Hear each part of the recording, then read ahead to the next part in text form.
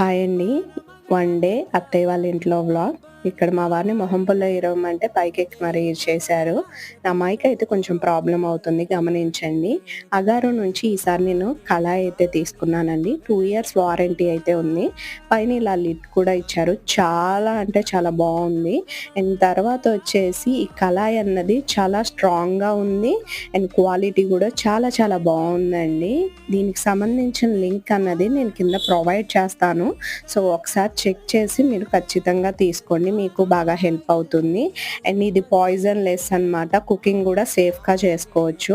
ఇక్కడ నేను ఒక 2 స్పూన్స్ నెయ్యి వేసుకొని మకానా వేసి 1 స్పూను బెల్లం వేసేసి వేయిస్తున్నాను. పిల్లలకు కానీ, మనం కానీ చాలా బాగా ఉంటుందనమాట తిననీకి. మా వారు పాలు పోయటానికైతే వెళ్తున్నారు.